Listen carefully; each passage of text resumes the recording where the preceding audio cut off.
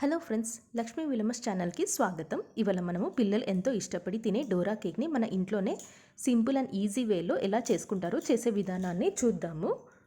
ముందుగా ఒక బౌల్ తీసుకోవాలి. అందులో 1 కప్పు మైదాపిండి వేసుకోవాలి.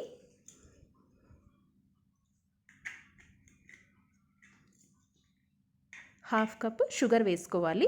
షుగర్ని మనం బాగా గ్రైండ్ చేసుకోవాలి. అప్పుడు ఈ విధంగా పౌడర్ అవుతుంది. పౌడర్ ఎందుకు చేస్తున్నాము అంటే మనకి మైదాల్లో అది తొందరగా ఈజీగా కరిగిపోయి మనకి కరెక్ట్ ఫ్లేవర్ రావడానికి. ½ టేబుల్ స్పూన్ బేకింగ్ సోడా వేసుకోవాలి. ఎక్కువగా వాడకూడదు.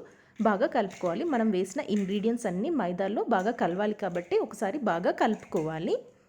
ఈ విధంగా మనము కలుపుకున్నాక ఇందులో ఇప్పుడు మనము 1 టేబుల్ స్పూన్ హనీ వేసుకోవాలి. స్వీట్ ఎక్కువ కావాలి అనుకునే వాళ్ళు అయితే కొంచెం ఎక్కువ వేసుకున్నా సరిపోతుంది.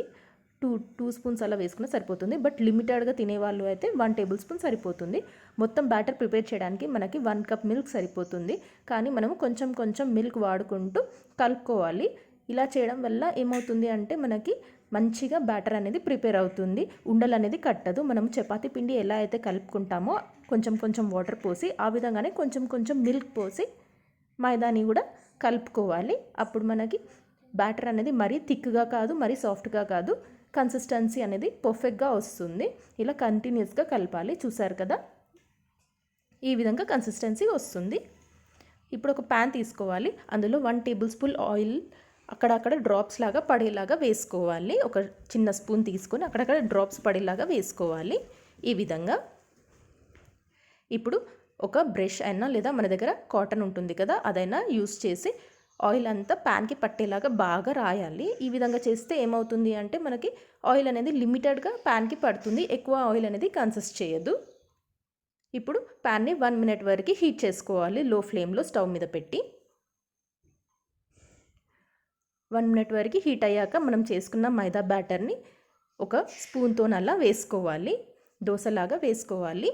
చూసారు కదా, ఈ విధంగా మనకి రౌండ్ షేప్లో బాగా వస్తుంది. ఒకటేసారి ఇలా చిన్నగా వేసుకుంటే మధ్యలో మళ్ళీ స్పూన్ అనేది ఏది పెట్టొద్దు.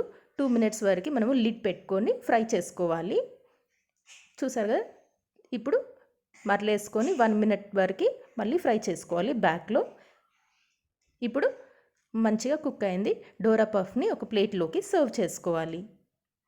ఈ విధంగానే మిగతా డోరా పఫ్స్ని కూడా మనము ప్రిపేర్ చేసుకోవాలి.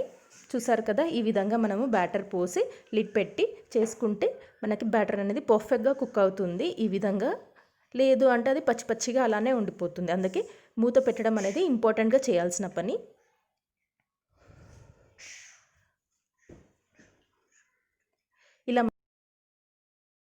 ఇలా మనము 4 డోరా పఫ్స్ చేసుకున్న తర్వాత చాక్లెట్ బ్యాటర్ వేసుకోవాలి. 3 to 4 చాక్లెట్స్ని 2 to 3 మిల్క్ వేసుకొని గ్రైండ్ చేసుకుంటే బ్యాటర్ ప్రిపేర్ అవుతుంది. ఆ బ్యాటర్ని ఇలా పైన పెట్టుకొని ఇంకొక డోరా పఫ్తోని క్లోజ్ చేసుకోవాలి.